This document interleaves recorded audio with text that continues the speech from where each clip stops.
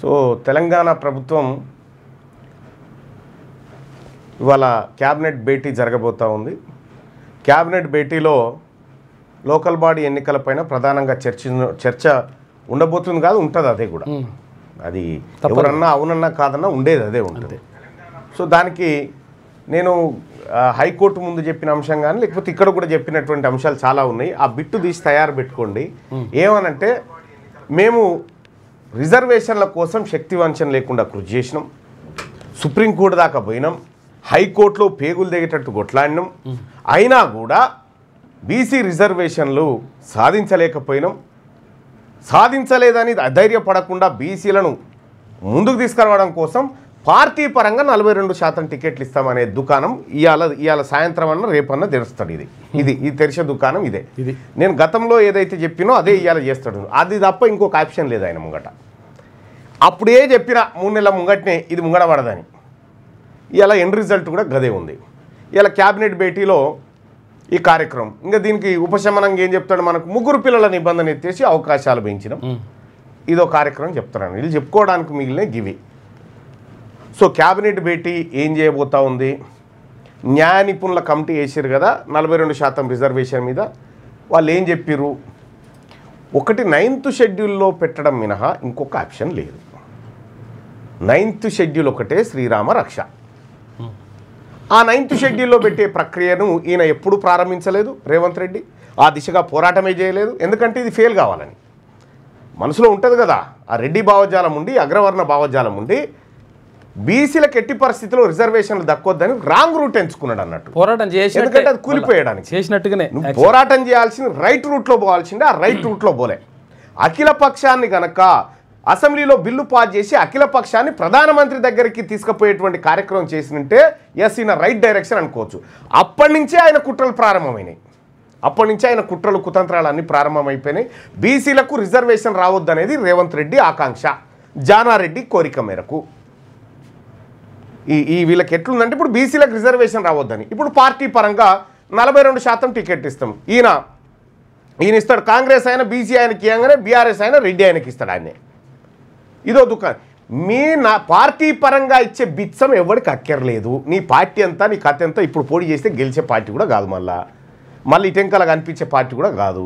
కాబట్టి నేను ఏమంటున్నానంటే నీవు రిజర్వేషన్ల విషయంలో 42% రిజర్వేషన్ విద్యా ఉద్యోగాలు లోకల్ బాడీ ఎన్నికల్లో బీసీలకు కల్పించడం కోసం ఏదైతే 9th షెడ్యూల్ రూట్ ఉందో ఆ రూట్లో పో. ఆ రూట్లో పోకుండా నువ్వు ఎన్ని డ్రామాలు చేసినా, ఎన్ని క్యాబినెట్ భేటీలు పెట్టి, ఎంత కాకమ్మ కబుర్లు చెప్పినా ఉట్టిదే. ఇక ఇవాళ క్యాబినెట్ సమావేశం అయితే ప్రెస్కు బ్రీఫ్ చేస్తాడు కదా. ఇక రెడ్డి చేయడు. ఇప్పుడు బీసీ ఆయనతో చేయిస్తారు. చూడు, బీసీ మంత్రితో చేయిస్తాడు. ఇప్పుడు చేయించి బీసీల నోట్లో బీసీల మంత్రితోని మట్టి కొట్టించే కార్యక్రమం ఇవాళ చేస్తారు. ఏళ్ళ నుంచి ఇవే కుట్రలు, ఇవే కుతంత్రాలు. పొన్నం ప్రభాకర్ను కూర్చుండబెడతారు. ఇలా కూర్చుండబెట్టి ఈ దుకాణం చేస్తాడేమో. ఇక రెడ్డి మంత్రి వచ్చి ఈ ప్రకటన చేయడం. ఎందుకంటే బీసీలలో ఆగ్రహం వస్తే అది రెడ్ల మీద పడవద్దు కదా, బీసీల మీద పడాలనేది వాళ్ళ ఉద్దేశం అన్నట్టు. సరే చూస్తాం ఈ తమాషా అంతా. ఇలా క్యాబినెట్ సమావేశం తర్వాత నీ లోకల్ బాడీ ఎన్నికలైంది, నీ కథ ఏంది, నీ లెక్కేంది, ఓన్లీ లోకల్ బాడీ అయినా మరి మిగతా విద్యా ఉద్యోగాల సంగతి ఏందనేది కూడా తేలాల్సినటువంటి అవసరం ఉంది. తెలంగాణ మళ్ళొక్కసారి బగ్గున మండి అందులో ఆ మంటల్లో మీ ప్రభుత్వం కాలిపోడు గ్యారంటీ. ఇది తప్పదు. ఇది ఇవాళ క్యాబినెట్కి సంబంధించి. సో ఇప్పుడు నేను చెప్పిన మాటలు గుర్తుపెట్టుకోరి. సాయంత్రం వీలైతే మళ్ళొకసారి నాయి ప్రభుత్వాన్ని 2 పక్కన పెట్టుకొని చూసుకోరు. శక్తి వంచన లేకుండా కృషి చేసినటువంటి ప్రభుత్వం ముచ్చట్లు, మన ముచ్చట్లు పక్కన పెట్టుకొని చూడండి. గదే ఉంటుంది కనిపించేది. ఇక రెండో అంశం, వీళ్ళు అగ్రవర్ణ పాలకులు, వీళ్ళెప్పుడు కూడా బీసీలను ఉద్ధరించిన పాలకులు కాదు. వీళ్ళు సమాజాన్ని పట్టి పీడించి సంపదను కొల్లగొట్టినటువంటి నయా రజాకారులు. వీళ్ళు నయా రజాకారుల వారసులుగా ఈ పరిపాలకులు ఇప్పుడు కనిపిస్తూ ఉన్నారు మనకి. ఎట్లా? దీనికి సాక్ష్యమైంది. నేను అనేక సార్లు తెలంగాణ రాష్ట్రానికి ఇటు ఉమ్మడి ఏపీ కానీ ఒక్కసారి కూడా బీసీ ముఖ్యమంత్రి కాలేదు అనేటువంటి లెక్కలన్నీ బయటపెట్టినాము, చెప్పినాము. తెలంగాణ రాష్ట్రానికి సో వీళ్ళు ఎట్లా కొల్లగొట్టిరు, భూములు ఎట్లా కొల్లగొట్టిరు, భూములు ఎట్లా నిజాం నుంచి జారిపోయినటువంటి భూములు బీసీలకు పేద వర్గాలకు దక్కకుండా మళ్ళీ జాగీర్దారులకు జమీందారులకు వాళ్ళకే ఎట్లా దక్కినాయి, ఆనాటి జాగీర్దార్ కుటుంబాలే ఆనాటి జమీందార్ కుటుంబాలే ఇవాళ అసెంబ్లీలో కూర్చున్నాయి అనేటువంటి లెక్కలతో పాటు ఏ అసెంబ్లీలో ఎంతమంది ఎవరెవరు కూర్చున్నారనేటువంటి డాటా కూడా మీ ముంగట పెట్టడం జరిగింది ఇప్పటికే. అయితే వీళ్ళు ఇంకదొకటే కాదు, ఏం లేకపోయినా సరే కానీ అప్పు ఉండొద్దు అని అంటారు ఊర్ల పొంటి. తిండికి ఇవి లేకపోయినా సరే కానీ అప్పులు ఉండొద్దురా, అప్పులోడి ఇంటికి రావద్దురా అని అంటారు ఊర్ల పొంటి. ఎస్, మరి నిజాం వదిలిపెట్టినప్పుడు మన ఆర్థిక పరిస్థితి ఏంది, 2014లో ఆర్థిక పరిస్థితి ఏంది, ఆంధ్ర వాళ్ళు వదిలిపెట్టినప్పుడు ఇప్పుడైంది ఆర్థిక పరిస్థితి. సో ఈ లెక్కలన్నీ మనం పక్కాగా చూసుకోవాల్సినటువంటి అవసరం ఉంది. కాబట్టి 1948 నాటి బడ్జెట్ లెక్కలలోకి వెళ్దాం. సో ఆ రోజు బడ్జెట్, సో ఈ పాలకులంతా ఏం చేసిరంటే, ఈ అగ్రవర్ణ పాలకులంతా నిజాం దుర్మార్గుడు, నిజాంకి శాతగాదు, నిజాం రాక్షసుడు అనేటువంటి ఒక కలర్ తీసుకొచ్చినారు. కానీ నిజాంను మించిన నరరూప రాక్షసులు వీళ్ళు. ఒకవేళ నిజామే రాక్షసుడు అయితే అంతకుమించిన నరరూప రాక్షసులు వీళ్ళు. ఏం జరిగింది లెక్కలు ఒక్కసారి చూద్దాం. ఒకసారి బోర్డు పెడితే 1948 ముందు 48 బడ్జెట్ అంటే అంతే కదా. ఇది 1948 నాటి బడ్జెట్ అంటే నిజాము రాజ్యం, నిజాము ఈ రాజ్యాన్ని వదిలిపెట్టిపోయేటప్పుడు జరిగినటువంటి బడ్జెట్ లెక్కలు తీసుకుందాం. నిజాం మనకు ఈ రాజ్యాన్ని వదిలిపెట్టే నాటికి లెక్కలు తీసుకుందాం. ఇది చాలా కీలకమైంది. ఆర్థిక దోపిడీ ఎట్లా అగ్రవర్ణాలకు మంచి అయింది, మన కొంపలు ఎట్లా ముంచిందో మనం తెలుసుకోవాల్సినటువంటి అవసరం ఉంది. ఇవాళ తెలంగాణ రాష్ట్రం ఈ ఒక్క ఏడాదే ఎంత మిత్తి కడుతుంది ఎరికైనా, 25,000 కోట్ల రూపాయల మిత్తి పైసలే, ఓన్లీ మిత్తే, మనమే కట్టేది, ఎవడు కాదు. 1948 లెక్కలు ఒక్కసారి తీసుకుంటే మనకు ఇన్డెప్త్గా ఆర్థిక దోపిడీ ఎట్లా జరిగింది, రాజకీయ దోపిడీ గురించి మాట్లాడుకున్నాం, ఆ తర్వాత భూదోపిడీ గురించి మాట్లాడుకున్నాం, అవినీతి గురించి మాట్లాడుకున్నాం కదా. రాజకీయ దోపిడీ ఎట్లా జరిగింది అనేది మనం మాట్లాడుకోవాలి. ఇక్కడ 1948లో తెలంగాణ అంటే అప్పుడు హైదరాబాద్ స్టేట్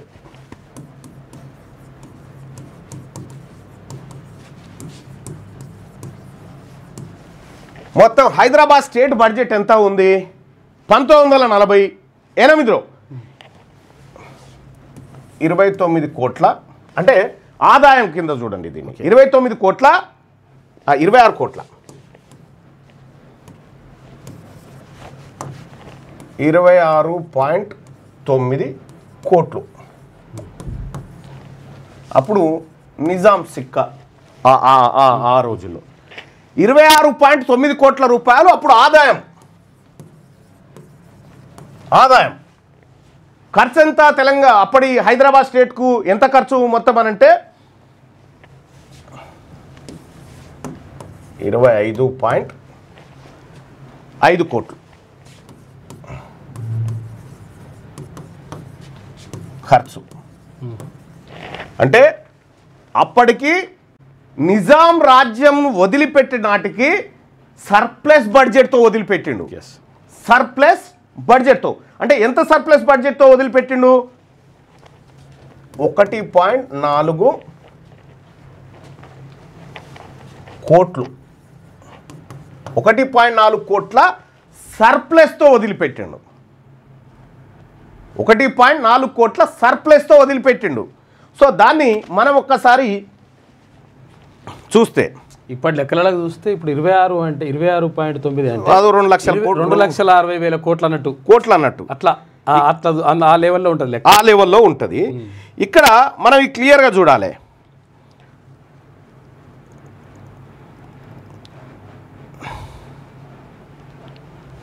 $1.4 కోట్లు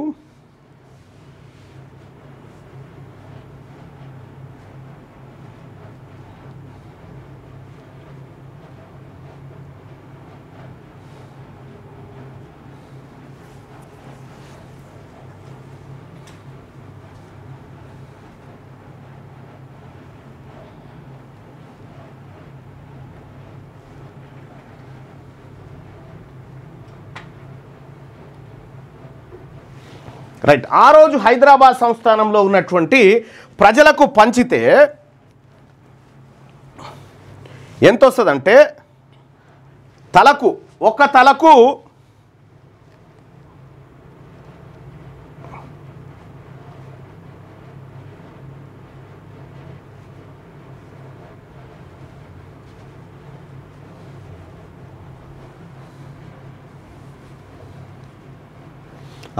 ఆ రోజు 83 పైసలు మిగులు తలకు. ఓకే, మనకు నిజాం వదిలిపెట్టేటప్పుడు ఉత్తగా అప్పేసిపోలే మన మీద, తలా 83 పైసల రూపాయలు పెట్టిపోయాడు. తలా 83 పైసల రూపాయలు అంటే అది ఈ రోజుల్లో ఎంత వస్తుందంటే 83,000 1 లక్ష రూపాయలు అన్నట్టుగా అట్లుంటుంది లెక్క. గట్ల తలా ఒక్కరికి 83 పైసలు మిగులు. అప్పు కాదు, మిగులు. 1948 నాటికి నిజాము ఈ రాజ్యాన్ని వదిలిపెట్టిపోయే నాటికి ఈ హైదరాబాద్ సంస్థానంలో ఉన్నటువంటి ప్రజలకు తలా 83 పైసల రూపాయల 83 పైసలు ఏవైతే ఉన్నాయో మిగులు కింద ఇచ్చిపోయిండు. ఇవి మిగిలిన బిడ్డ నేను పరిపాలన చేస్తే ఇగో ఇవి మీ పైసలని అప్పచెప్పిపోయిండు. రైట్. అది పోయిన తర్వాత ఇంకా ఆ రోజు 83 పైసలు అంటే 1948లో 83 పైసలు అంటే ఇవాళ ఎంత ఉంటుంది? అప్పుడు బంగారం వస్తుంది, తులం బంగారం కూడా వస్తుండొచ్చు ఎప్పుడు. అప్పుడు తులాల కొద్ది వచ్చేది, తులాల కొద్ది బంగారం వచ్చేది. దాంతో ఇంత దీని లెక్క ఎన్ని లక్షలు అయితే. ఇగో ఇప్పుడు ఒక్కసారి చెప్దాం.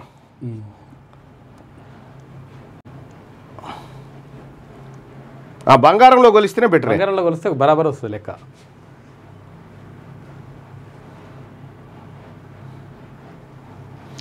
$1948లో తులం బంగారం ధర ఎంత ఉందనేది ఒకసారి చూస్తే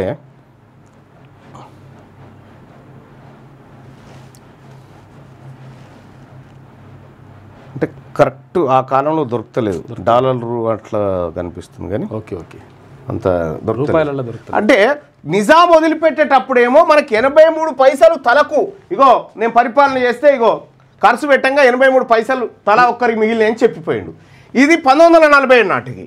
ఇక 1956 అంటే ఉమ్మడిగా ఆంధ్రప్రదేశ్ స్టేట్ ఏర్పడ్డప్పుడు ఉమ్మడి ఆంధ్రప్రదేశ్ ఏర్పడడం ముందు 1956 బడ్జెట్. 56 బడ్జెట్ తీసుకుంటే అప్పుడు తెలంగాణ ప్రాంతం హైదరాబాద్ స్టేట్ ఎంత మొత్తం బడ్జెట్ ఎంత అంటే ఆదాయం ఎంత అంటే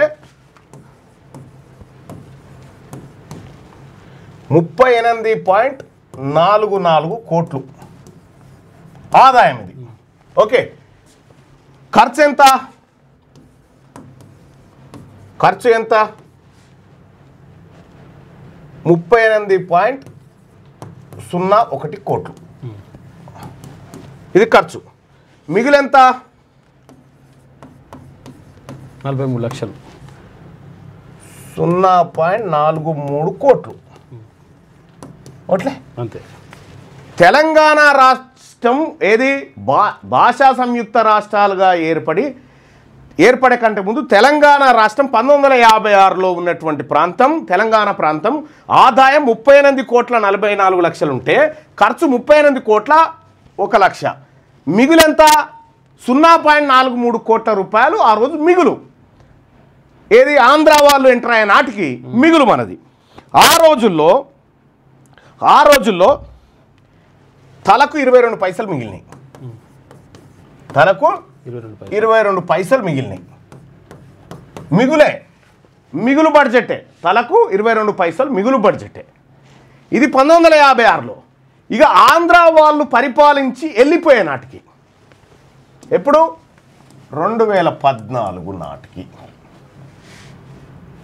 2014 నాటికి లెక్కలు ఒకసారి చూస్తే తెలంగాణ ప్రాంతం ఆదాయం, తెలంగాణ ప్రాంతమే చెప్తున్నా నేను, ఆదాయం ఖర్చు. వీళ్ళు తెలంగాణ ప్రాంతంలో తెలంగాణను వదిలిపెట్టిపోయేటప్పటికి, సీమాంధ్ర ప్రాంతం వాళ్ళు తెలంగాణను వదిలిపెట్టిపోయేటప్పటికి తెలంగాణ ఆదాయం వచ్చేసి 69,340 కోట్లు. ఎంత?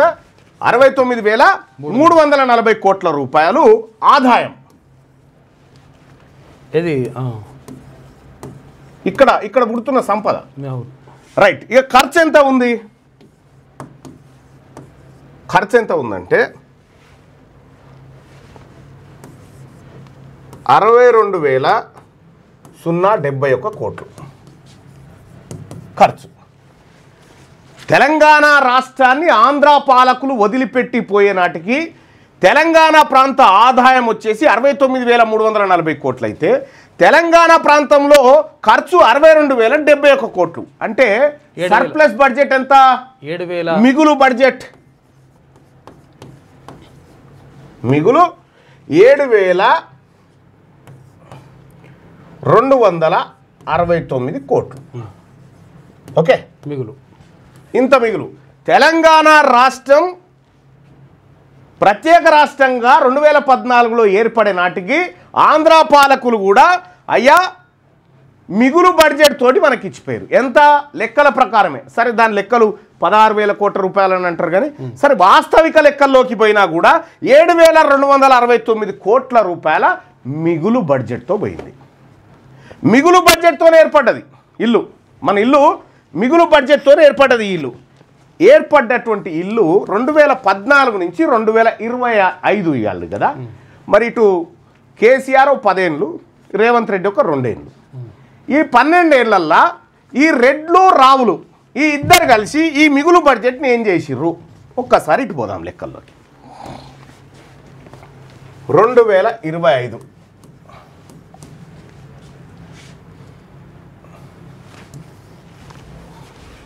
2025లో ఇప్పుడు ఎంత ఉంది బడ్జెట్? అప్పులేని ఉన్నాయి మనకు. ఇక్కడ మనం గమనించుకోవాల్సింది ఏంటంటే 2014లో ఒక్కో తలకి ఎంత మిగిల్చిపోయారు? 2,020 రూపాయలు ఒక్కో తలకి. ఒక్కో తలకు 2014 నాటికి మనకు ఒక్కో తలకు 2,020 రూపాయలు మిగిలినాయి.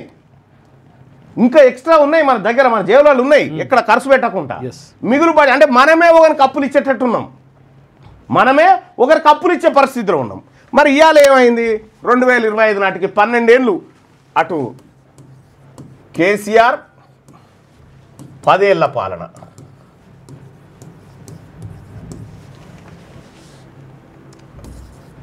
ఈ రెడ్డి 2 ఏళ్ల పాలన. ఈ రావులు రెడ్లు కలిసి ఈ 12 ఏళ్లలో తెలంగాణ ఏం చేసిరాయా అంటే, ఇగో మన మిగులు బడ్జెట్తో పుట్టినటువంటి మనల్ని 2,020 రూపాయలు మన జేబులు ఉండేగా, అవి వీకినాయి, అవి పోయినాయి, ఇంకా అప్పు చేసి మీదికి వెళ్ళి ఒక్కొక్క తలకు. అంటే అప్పు పూర్తిగా కార్పొరేషన్ అప్పులు కాదు, ఇంకా సర్కారు చేసిన అప్పులే. సర్కారు చేసిన అప్పులే. కాళేశ్వరం కార్పొరేషన్, ఈ కార్పొరేషన్ కాదు. ఇంకా కార్పొరేషన్ అంటే వీళ్ళు చెప్తారుగా, అగో కాళేశ్వరము ఇది అదని అంటారుగా, అవి కాకుండానే చెప్తున్నా. అవి కాకుండానే తెలంగాణ ప్రభుత్వం అంటే ఈ రెడ్లు రావులు చేసినటువంటి అప్పు 12 ఏళ్లలో అప్పు, వీళ్ళిద్దరు కలిసి చేసిన అప్పు ఒక్కొక్కరి మీద మొత్తం 4,42,000 కోట్ల రూపాయలు అప్పు చేశారు. ఓకే, 4,42,000 కోట్ల రూపాయల అప్పు చేసిరు వీళ్ళు 12 ఏళ్ళ. అప్పు చేసి ఏడాదికి ఎంత మిత్తి కడుతున్నాం మనం దీనికి అనంటే, ఏడాది మిత్తి 25,000 కోట్ల రూపాయలు. ఒక ఏడాదికి 25,000 కోట్ల రూపాయలు మనం ఇంట్రెస్ట్ కడుతున్నాం. ఓకే, అంటే మన ఒక్కొక్క తల మీద ఎంత అప్పు తయారు చేసి వీళ్ళు 12 ఏళ్ళల్లో ఒక్కో తలపై ఈ కాళేశ్వరం బిలేశ్వరం ఇవన్నీ కాక 1.16 లక్షల రూపాయలు, 1,16,000 ఒక్కో తలపై మన ఒక్కొక్కరి తలపైన వీళ్ళిద్దరు మోతేవారులు రెడ్లు రావులు కలిసి మిగులు బడ్జెట్తో పుట్టినటువంటి మన రాష్ట్రాన్ని కుక్కలు జింపిన ఇస్తరాకు లెక్క చేసి ఇప్పుడు ఒక్కొక్క తలపైన 1.16 లక్షల రూపాయలు 1,16,000 రూపాయలు ఒక్కొక్క తల మీద అప్పు చేసి పెట్టి ఇప్పుడే పుట్టిన పిల్ల మీద కూడా ఇప్పుడు తల్లి గర్భంలో పెరుగుతున్న పిండం మీద కూడా 1,16,000 రూపాయల అప్పు చేసి పెట్టిరు 1956 నుంచి 2014 దాకా అలాగే వచ్చినటువంటి మన పరిస్థితి 10 ఏళ్ళు ఈ రెడ్లు రావుల చేతులకు వచ్చిన తర్వాత కుక్కలు జింపిన ఇస్తరాకు అయింది. కుక్కలు జింపిన ఇస్తరాకు 10 ఏళ్లలో ఈయన విపరీతమైన దోపిడీ. ఈ ఎవరు చంద్రశేఖరరావు వాళ్ళ వేల కోట్లు లక్షల కోట్ల రూపాయల ఆస్తులకు ఎదిగిపోయింది వాళ్ళ కుటుంబం. ఇప్పుడు రేవంత్ రెడ్డి దుకాణం కూడా గదే. ఇప్పుడు ఆయన కాళేశ్వరం అన్నాడు, ఈయన మూసి తర్వాత 4th సిటీ ఈ 2 దుకాణాలు ఈయన పెట్టుకోండు. ఇప్పుడు తెలంగాణ రాష్ట్రంలో ఉన్నటువంటి ఈ అప్పు ఉంది కదా 4,42,000 కోట్ల రూపాయల అప్పు ఉంది కదా. ఈ అప్పుకు జమనాథ్ ఎవడంటే మనమే. జమనాథ్ మనల్ని పెట్టిరు. ఎందుకంటే వాళ్ళే ఓట్లు వేసిరు సార్, వాళ్ళ పేర్లు రాసుకోరని బ్యాంకుల కాడ మన పేర్లు రాసిరు. ఈ అప్పుకు జమనాథ్ ఎవరంటే మనమే ప్రజలము. ఇప్పుడు బస్ కిరాయి పెంచింది ఎందుకు? కరెంటు బిల్లులు ఎందుకు పెరుగుతూ ఉన్నాయి? ట్యాక్సులు ఎందుకు పెరుగుతూ ఉన్నాయి? పన్నులు ఎందుకు పెరుగుతూ ఉన్నాయి? ఈ ఉప్పు పప్పు ధరలు ఎందుకు పెరుగుతూ ఉన్నాయి? ఈ బంగారం ధరలు ఎందుకు పెరుగుతూ ఉన్నాయి? ఇవి మనం కట్టాల్సిన ట్యాక్సులు అన్నట్టు. మనమే ఈ అప్పులు కట్టుకుంటూ రావాలి. వీళ్ళకు పరిపాలన చేత కాదు, వీళ్ళు దోపిడీదారులు, ఆర్థిక నేరగాళ్ళు. వీళ్ళు అప్పట్లో నిజాం సర్ప్లస్ బడ్జెట్తో ఇచ్చిపోతే ఆఖరికి ఆంధ్ర పాలకులు పోయేటప్పుడు కూడా 7,000 కోట్ల రూపాయల సర్ప్లస్ బడ్జెట్తో ఇచ్చిపోతే ఈ 12 ఏళ్లలో వీళ్ళు చేసిన మోసం, వీళ్ళు చేసిన కథ, ఈ దుర్మార్గులు చేసినటువంటి తెలంగాణ రాష్ట్రం వస్తే మన నీళ్లు మనకు వస్తాయి, మన నిధులు మనకు వస్తాయి, మన నియామకాలు మనకు వస్తాయి. నియామకాలన్నీ ఈడబ్ల్యూఎస్ పేరు మీద దొంగతనం చేస్తూ ఉన్నారు. నిధుల దోపిడంతా ఇట్లా జరుగుతూ ఉంది. ఇక నీళ్ళ సంగతి దేవుడెరుగు. కానీ నీళ్ళ ప్రాజెక్టుల పేరు మీద 1,32,000 ఎకరాల భూములు ఖాళీ బీసీ రైతాంగం దగ్గర గుంజుకొని ప్రాజెక్టులు కట్టారు. ఒక్కనికి ఇయ్యకపోగా తెలంగాణ రాష్ట్రం వస్తే నీళ్లు రాలే బీసీలకు, తెలంగాణ రాష్ట్రం వస్తే నిధులు రాలే బీసీలకు, తెలంగాణ రాష్ట్రం వస్తే నియామకాలు రాలే బీసీలకు. ఈడబ్ల్యూఎస్ పేరుతోటి తెలంగాణ రాష్ట్రం వస్తే కేసీఆర్ కుటుంబానికి నిధులు వచ్చినాయి. కేసీఆర్ కుటుంబానికి, కేసీఆర్ బిడ్డలకు, కొడుకు, అల్లుడికి, ఇంకా ఏది మన వియంపును సడ్డకుని కొడుకు, వీళ్ళందరికీ ఉద్యోగాలు వచ్చినాయి, నియామకాలు వచ్చినాయి, సంపద పెరిగింది. ఇలా టీఆర్ఎస్ పార్టీ అకౌంట్లో 1,600 కోట్ల రూపాయల నిధులు ఆడ మూటగట్టున్నాయి. ఎక్కడి నుంచి వచ్చినాయి ఇవన్నీ? మనం ఇది అప్పులు చేస్తేనే కదా, మన కొంపలు ముంచితేనే కదా ఇదంతా వచ్చింది. ఇలా కాంగ్రెస్ పార్టీకి ఎక్కడి నుంచి వచ్చినాయి? వీళ్ళంతా ఇప్పుడు కొల్లగొట్టే పనిలో ఉన్నారు. మన సంపదను కొల్లగొట్టే వీళ్ళకు పరిపాలన వాస్తవానికి వీళ్ళకి తెలివి లేదు, నోటపీస్ లేదు. వీళ్ళకు పరిపాలన నాలెడ్జే లేదు. వీళ్ళకు ఉన్నదల్లా దోపిడీ ఎట్లా చేయాలనేటువంటి నాలెడ్జే, చీటింగ్ ఎట్లా చేయాలనేటువంటి నాలెడ్జ్ తప్ప ఇంకొక నాలెడ్జ్ లేదు. అందుకోసమే బీసీ ప్రజలారా, కేసీఆర్ అధికారంలోకి వస్తే దొరలు బాగుపడ్డరు, రెడ్డి అధికారంలోకి వస్తే రెడ్లు బాగుపడుతురు. మనం బాగుపడాలంటే బీసీలు అధికారంలోకి రావడం ఒకటే మార్గం. బీసీలు అధికారంలోకి రావడం ఒకటే మార్గం.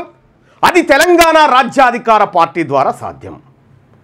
తెలంగాణ రాజ్యాధికార పార్టీ బీసీలను అధికారంలోకి తీసుకురావడానికి రాజకీయంగా ముందడుగు వేసినటువంటి మొట్టమొదటి పార్టీ. కాబట్టి సోదరులారా, ఈ లెక్కలన్నీ మీరు ఊర్లో చర్చ పెట్టండి. ఈ లెక్కలన్నీ ఊర్లో చర్చ పెట్టండి. హిమాయత్ సాగర్, ఉస్మాన్ సాగర్ నిజాం కట్టించిండు. హిమాయత్ సాగర్ 8 ఏళ్లలో పూర్తయింది. ఏది ఉస్మాన్ సాగర్ 8 ఏళ్లలో పూర్తయింది. హిమాయత్ సాగర్ 14 ఏళ్లలో పూర్తయింది. ఒక్కొక్క ఆనకట్ట 2 కిలోమీటర్ల పొడుగుంటుంది. కానీ ఎన్టీ రామారావు ముఖ్యమంత్రిగా ఉన్నప్పుడు ప్రారంభమైనటువంటి ఎస్ఎల్బీసీ ఇప్పటిదాకా పూర్తి కాలే. ఈ పాలకుల కథ చూడ్రి. 40 ఏళ్ళు దాటిపోయింది. 40 ఏళ్ళు దాటిపోయింది.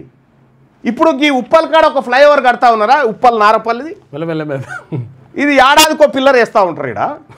ఎందుకు లేట్ అవుతా ఉందంటే ఆల్రెడీ దీని టెండర్లు రై కమిషన్లు వంచక తిన్నారు కదా. ఇప్పుడు ఎవరికి కమిషన్లు రావు కాబట్టి ఎవడు పట్టించుకుంటలేడు అన్నట్టు. దీని కథ ఇది కమిషన్లు వచ్చే కార్యక్రమమే, ఇంకొకటి కాదు. నిజాం పరిపాలనలో బడ్జెట్కు అప్పుడు హెల్త్ అండ్ ఎడ్యుకేషన్ కలిపి ఉన్నాయి. బడ్జెట్లో 8% వాటా ఈ రెండు రంగాలకు ఉండే. తెలంగాణ రాష్ట్రంలో ఈ పరిపాలకులు వస్తారనే, ఈ రెడ్లు రావులు వస్తారనే, వీళ్ళు ప్రజలను పిచ్చోళ్ళని చేస్తారనే కావచ్చు బహుశా నిజాం ఎర్రగడ్డ పిచ్చి దవాఖాన కూడా కట్టించింది ఆఖరికి. వీళ్ళు ఎన్నడో పిచ్చోళ్ళని చేస్తారు జనమని. కానీ ఈ తెలంగాణ రాష్ట్రంలో బీసీలంతా ఐక్యమయ్యారు కాబట్టి అసలు పిచ్చోళ్ళు వీళ్ళను పిచ్చాసుపత్రికి తోలాల్సిన సమయం ఆసన్నమైంది. మా సంపద కొల్లగొట్టిన దుర్మార్గులు వీళ్ళు. మనకు తెలంగాణ రాజ్యంలో మనకు రావాల్సింది ఏంది? ఈ 4,42,000 కోట్ల రూపాయలకు రేవంత్ రెడ్డి కేసీఆర్ ఇద్దరు జమానత్ ఉండాలి. 4,42,000 కోట్ల రూపాయలకు మీరిద్దరే జమానత్ ఉండాలి. మీ ఆస్తులు జమానత్గా పెట్టుర్రి. మాకు 1948 నిజాం వదిలిపెట్టిన తెలంగాణ కావాలి. మాకు 1948లో నిజాం వదిలిపెట్టిన భూములు, నిజాం వదిలిపెట్టిన ఆస్తులు, నిజాం వదిలిపెట్టినటువంటి సంపద, నిజాం వదిలిపెట్టినటువంటి అధికారం మాకు కావాలి బీసీలకు. అక్కడ నిజాం దగ్గర గుంజుకొని నిజాంని పిచ్చి కుక్కగా చిత్రీకరించి నిజాం అనేటోనికి మనకు అసలు ఉస్మానియా దవాఖాన గురించి ఇలా రేవంత్ రెడ్డి నిన్న రివ్యూ నిర్వహించి దాని గురించి మాట్లాడుతూ ఉస్మానియా దవాఖాన తొందరగా కంప్లీట్ కావాలని. ఎవరు కట్టించిండు ఉస్మానియా దవాఖాన? హైకోర్టు బిల్డింగ్ ఎవరు కట్టించారు? పాత గాంధీ ఎక్కడిది? బొక్కల దవాఖాన ఎక్కడిది? Ortho hospital, MNJ cancer hospital ఎక్కడిది? ఈ అసెంబ్లీ బిల్డింగ్ ఎక్కడిది? ఇవన్నీ నిజాం కట్టించినాయి కదా. ఆ నిజాం సంపద మాకు రావాలి. ఆ నిజాం సంపద దొరలకు పెత్తందారులకు పోయింది. ఆ రోజున్న జాగీర్దారులకు పెత్తందారులకు పోయింది. వీళ్ళది భూమి కాదు, ఏం కాదు, వీళ్ళు జీతగాళ్ళే ఆ రోజు నిజాం దగ్గర. ఈ జీతగాళ్ళు మనకు ఓనర్లయ్యారు. ఈ భూమికి, ఈ సంపదకు, ఈ మట్టికి, ఈ అధికారానికి అసలైన వారసులు బీసీలు. ఈ బీసీలు అధికారంలోకి రావాల్సినటువంటి అవసరం ఎంతైనా ఉంది. ఇప్పుడు ఈ లెక్కల మీద నేను చెప్పిన లెక్కలు తప్పు అని నిరూపించడానికి అగ్రవర్ణం నుంచి ఎవరన్నా వస్తే మార్నింగ్ న్యూస్కు రావచ్చు. ఇవే కాదు, ఇదివరకు నేను చెప్పిన లెక్కలలో కూడా ఒక్కడి దగ్గర సమాధానం ఉండదు ఈ లెక్కలు తప్పు అని చెప్పడానికి. ఎందుకు? దోపిడి కరెక్టే కాబట్టి, ఈ లెక్కలు కరెక్టే కాబట్టి. ఈ లెక్కలు చెప్పకపోతే వీళ్ళు ఏం చేసినా వీళ్ళ ప్రోగ్రెస్ రిపోర్ట్ ఏందో తెలియద్దా మనకు? బీసీలకు తెలవాలి కదా వీళ్ళ ప్రోగ్రెస్ రిపోర్టు. అందుకోసమే తెలంగాణ రాష్ట్రంలో ఉన్నటువంటి నా బీసీ బిడ్డలారా, ఇవాళ సంగారెడ్డి కాడ ఒక ట్రైనింగ్ జరగబోతుంది ఫారెస్ట్ ఆఫీస్లో, డిఎఫ్ఓ ఆఫీస్లో. ఏమని? తెలంగాణ రాష్ట్రంలో పులులు ఎన్నున్నాయో లెక్క పెట్టాలని. తెలంగాణ రాష్ట్రంలో పులులు ఎన్నున్నాయో లెక్క పెట్టాలని చర్చ జరుగుతూ ఉంది. అందులో ఆడపులి ఎంత ఉన్నాయి, మగ పులులు ఎన్ని ఉన్నాయి, కూనలు ఎన్ని ఉన్నాయి, గర్భంతో ఎన్ని ఉన్నాయి, అవి ఎక్కడ తిరుగుతున్నాయి, కవ్వాల్లో ఎన్ని ఉన్నాయి, నల్లమలలో ఎన్ని ఉన్నాయి, ఈ లెక్కలు తీస్తారట. ఇప్పుడు తెలంగాణ రాష్ట్రంలో గాడిదలు ఎన్ని ఉన్నాయో లెక్క తీసిరు వీళ్ళు, పందులు ఎన్ని ఉన్నాయో లెక్క తీసిరు. కానీ తెలంగాణ రాష్ట్రంలో ముదిరాజులు ఎంతమంది ఉన్నారో చెప్తలేరు. తెలంగాణ రాష్ట్రంలో గౌడ్లు ఎంతమంది ఉన్నారో చెప్తలేరు. తెలంగాణ రాష్ట్రంలో యాదవులు ఎంతమంది ఉన్నారో చెప్తలేరు. తెలంగాణ రాష్ట్రంలో గొల్లకుర్మలు ఎంతమంది ఉన్నారు, మున్నూరు కాపులు ఎంతమంది ఉన్నారు, పద్మశాలీలు ఎంత, నాయ బ్రాహ్మణులు ఎంత, ఈ సగర్లు ఎంత, కుమ్మరి వాళ్ళు ఎంత, విశ్వబ్రాహ్మణులు ఎంత, ఈ లెక్కలు చెప్తలేరు. ఈ లెక్కలు ఎందుకు చెప్తలేరు? ఈ లెక్కలు ఇప్పటి వరకు హైకోర్టులో ఈయన రేవంత్ రెడ్డి ఇగో వీళ్ళ సంఖ్య గింత ఉంది, ఈ ఊర్లో గింత మంది ఉన్నారు కాబట్టి వీళ్ళకి పెంచాలని చెప్పి ఓ పత్రం పెట్టాలి కదా రిజర్వేషన్ పెట్టేప్పుడు. ఆ సబ్మిటే చేయలే కోర్టుకు, సాక్ష్యాలే ఇయ్యలే రేవంత్ రెడ్డి. కులగణన లెక్కలు కోర్టుకు సమర్పించలేదు, ఆ డిస్కషనే రాలేదు, డెడికేట్ కమిషన్ రిపోర్ట్ బయట పెట్టలేదు. అర్థమైందా? బీసీ ప్రజలారా, వీళ్ళు మనకు 40 సర్పంచ్ సీట్లో కూర్చుంటామంటేనే కోర్టు గురికిరు. వీళ్ళు వార్డు మెంబర్ కావడానికి మనోడు వార్డు మెంబర్ కావడానికి ఇష్టం లేదు చూడ్రి. అందుకోసమే ఇవాళ మేల్కొన్న బీసీలం ఇవాళంతా ఒక్కటై ఇవాళ తెలంగాణ రాష్ట్రం కోసం. ఇంకా గమ్మత్ ఏంటంటే ఒక విషయం మీకు విషయం చెప్తా. తీన్మార్ మల్లన్న బీసీ బంద్ రోజు నువ్వు లెవ్వెట్టుపోయినావని ఒక రెడ్డి ఆయన పాపం ఆయన సర్క్యులేట్ చేసి పెట్టిండు ట్రోలింగ్. ఇదే తీన్మార్ మల్లన్న ఈ ప్రజల కోసం కొట్లాడి చెంచల్గూడ జైల్లో 72 రోజులు ఉంటే బయట ప్రజలు ఉగాది పండుగ చేసుకున్నారు, బయట వినాయక చవితిలు చేసుకున్నారు, బయట దసరాలు చేసుకున్నారు. కానీ మల్లన్న జైల్లో కూర్చొని సింగిల్ బ్యారక్ సెల్లో కూర్చొని ఉన్నాడా. ఆ రోజు వీడు పోస్ట్ పెట్టాడు ఏమని, మల్లన్న ఒక్కడి నువ్వు అక్కడ ఉన్నావు, మేమంతా ఇక్కడ పండుగలో ఉన్నామని పెట్టాడు. ఎందుకు? అతడు వెయిట్ చేస్తూ ఉంటాడు అన్నట్టు. ఈ ఉద్యమాన్ని అవునరా బాబు, నా కూతురికి బాగాలేదు, ప్లస్ నా భార్య బర్త్డే ఉండే, మా ఆమె మొక్కుకుంది శ్రీశైలం మల్లన్న దర్శనానికి, చాలా రోజుల నుంచి ఉంది మొక్కు, మేము పోతూ ఉంటాం, పోయినాం వచ్చినాం. తెలంగాణ రాజ్యాధికార పార్టీ ఎంత బలంగా ఉద్యమంలో, అసలు నీకేం సంబంధం? ఇక దాన్ని ఈ బంద్కు ముందే బంద్కు పిలుపునిచ్చింది, 10వ తారీఖు నడిచింది అసలు. తీన్మార్ మల్లన్న కదా బంధునిచ్చింది. అయితే వీళ్ళు ఇట్లా విషయాలు తయారు చేసి మన మధ్యలో పెడతా ఉంటారు అన్నట్టు. అరే మల్లన్న జైలు ఉన్నప్పుడు ఎందుకో పెట్టలేదేమరా ఇటువంటి పోస్ట్ అని అడుగురు చెప్తారు. అంటే వాళ్ళ కుట్రలు కుతంత్రాలు ఎట్లుంటాయి అంటే, వాళ్ళు ఎవరి మీద పెట్టరు. ఎందుకు పెట్టరు? వాళ్ళతో ప్రమాదం లేదు, మల్లన్నతోటే ప్రమాదం ఉంది, మా అగ్రకులాల రాజ్యాన్ని కూలుస్తాడు అనేటువంటి బాధ కాబట్టి వాళ్ళందరూ. ఇప్పుడు నేను మీడియా సమావేశం పెట్టినా అంత రాదు, అందుకే శత్రువర్గాలకు పని ఎక్కడ కాబట్టి ఆ కార్యక్రమం చేసుకోవాలి. బీసీ ప్రజలారా ఒకటి గుర్తుపెట్టుకోండి, వాడు ఎప్పుడు మన మంచిని కోరడు, వాడు వాడే. అందుకోసమే తెలంగాణ రాష్ట్రంలో బీసీల శత్రువు ఎవడనేది గీత గీసిన, నీ ఓటే వద్దు పోరా అని ఎలగొట్టినా, నీ ఓటే వద్దు పోని గెట్అవుట్ అని ఎలగొట్టినా. అది నా దమ్ము. మీ ఓట్లు, మీ లెక్క, మీ కథ, మీ వ్యవహారం అంతా తేల్చడానికి నీవు మా కులాల లెక్కలు బయట పెట్టమంటే చెడతలేవు కదా, మీరు చేసిన దొంగల లెక్కలన్నీ కూడా మేము బయట పెడతా ఉన్నాం. తెలంగాణ ప్రభుత్వం, రేవంత్ రెడ్డి, నీకు దమ్ముంటే నువ్వు నిజంగానే నల్లమల నుంచి వచ్చిన నేను రూపము శీపము ఏదో చెప్తా ఉంటావుగా సిపాయి, ఆ సిపాయివే అయితే తెలంగాణ రాష్ట్రంలో ముదిరాజులు ఎంతమంది ఉన్నారో చెప్పు. మా ముదిరాజు బిడ్డలు కులాల వారిగా లెక్కలు చెప్పవా? నీకు దమ్ముంటే చెప్పు. నీకు ఇప్పుడు చెప్తా, నీకు దమ్ముంటే నిజంగా నువ్వు మనగానివే అయితే తెలంగాణ రాష్ట్రంలో కులాల వారిగా లెక్కలు బయట పెట్టాయా? గిది పెట్టు, నువ్వు చూద్దాం. నీకు దమ్ముంటే పెట్టు, ఛాలెంజ్ పో. నువ్వు పెట్టవు, కానీ గుర్తుపెట్టుకో, రేపటి తెలంగాణ రాష్ట్రానికి బీసీలు అధికారంలోకి వచ్చిన తర్వాత మీ లెక్కలు తీస్తాం, మీ ఈడబ్ల్యూఎస్ సంగతి తేలుస్తాం, మీ దుకాణాలు, మీ దోపిడీల సంగతి కూడా తేలుస్తాం. మీరు అక్రమంగా దోపిడీ చేసిన భూములన్నీ తీసుకుంటాం. పేద వర్గాలు బీసీలు 75 లక్షల మంది బీసీలకు ఒక్క గజం జాగలేదు, వాళ్ళకు 2 ఎకరాల చొప్పున పంచుతాం మేము. అది మా శపథం. అందుకోసమే బీసీ ప్రజలారా, మన కోసం ఇవాళ టీఆర్ఎస్ పార్టీ జెండా, కాంగ్రెస్ పార్టీ జెండా, బీజేపీ జెండాలు, మంది జెండాలు మోసినాం కదా, ఒకే ఒక్కసారి 78 ఏళ్ల తర్వాత మన కోసం మన జెండా మోసుకునేది అవకాశం వచ్చింది. అదే తెలంగాణ రాజ్యాధికార పార్టీ. ఈ పార్టీలో చేరాలంటే మీరు చేయాల్సింది ఒకటే. తెలంగాణ రాజ్యాధికార పార్టీ అనేటువంటిది, ఈ పార్టీని అందుకోసమే స్థాపించిన, ఇక నా ప్రజల్ని వీళ్ళు బతకనియరు అనేటువంటి ఉద్దేశంతో ఈ పార్టీ స్థాపించడం జరిగింది. ఈ పార్టీలో వాళ్ళు చూడ్రి, మనకు రిజర్వేషన్ వద్దని చెప్తా ఉన్నారు, వాళ్ళ కథ చూడ్రి. వాళ్ళు ఇగో బీసీలకు ఇచ్చిన డబ్బు గిది, ఓసీలు ఎత్తుకపోయిన డబ్బు గిది. ఇగో అగ్రవర్ణాల చేతుల్లో 67 లక్షల ఎకరాల భూములు ఉన్నాయి. భూమి లేని బీసీలు 75 లక్షల మంది ఉన్నారు. రాజకీయ వాటా బీసీలకు దక్కాలంటే ఇగో ఎమ్మెల్సీ ఎన్నికలలో చూడ్రి, బీసీలకు ఎన్ని దక్కాలి? 25 ఎమ్మెల్సీలు దక్కాలి లెక్క ప్రకారం. దక్కిందెంత? 12 మాత్రమే. 8% ఉన్న ఓసీలు 34% బడ్జెట్ను కంట్రోల్ చేస్తున్నారు.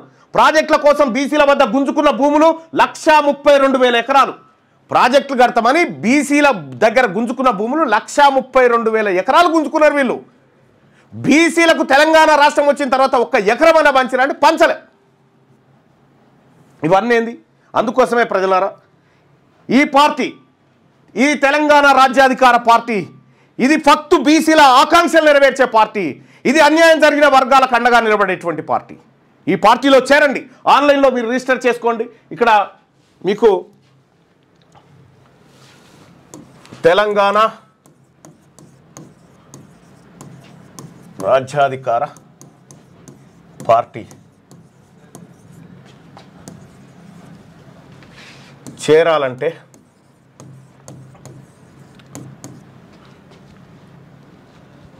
9866 524 314 ఈ నెంబర్కు వాట్సాప్లో మిస్డ్ కాల్ ఇవ్వండి. మామూలు కాల్లో కాకుండా వాట్సాప్లో ఇవ్వండి మిస్డ్ కాల్. మిస్ కాల్ ఇవ్వండి.